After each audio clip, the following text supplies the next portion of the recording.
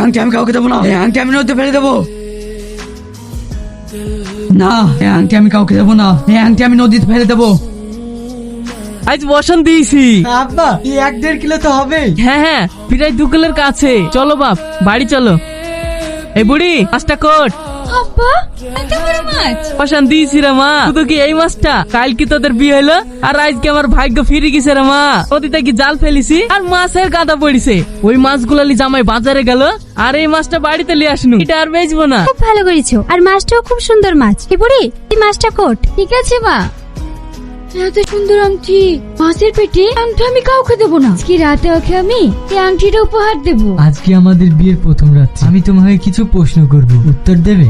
হ্যাঁ বলেন। আচ্ছা শ্রাবণী, তুমি কি আমাকে ভালোবেসে বিয়ে করেছো নাকি তোমার আব্বু মায়ের কথা মতো? আমি আপনাকে বিয়ে করেছি আব্বা মায়ের কথা মতো, কিন্তু আমি একজনকে ভালোবাসি। 1 বছর হয়ে গেল। তাহলে তোমার আব্বু বললো যে তুমি কোনোদিন পরপুরুষের মুখ দেখোনি, তাহলে ভালোবাসলে কি করে? ওকে আমি কোনোদিনই চোখে দেখবো একজন বাদশাহ। বিশ্বাস করো, ওর বাদশাহী দেখে ভালোবাসি। আশা ছিল ওর পদে সেবা করে জান্নাতি হবো। সেটা যখন হলো না, আমি মনে করবো আপনি আমার রিয়াজ বাদশাহ। তাই আপনার পদে সেবা করে আমি জান্নাতি হতে চাই। তাই আজকে আপনাকে আমি সুন্দর একটা উপহার দিতে চাই। চোখটা বন্ধ করে। কি এমন উপহার দেবে যে আমাকে চোখ বন্ধ করতে হবে? চোখটা বন্ধ করেন না। ঠিক আছে, করলাম।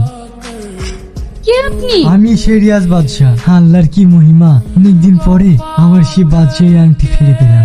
আল্লাহ তুমি সবই পারো, তুমি আমার দোয়া কবুল করেছো, তাই তোমার কাছে লাখ লাখ শুকরিয়া।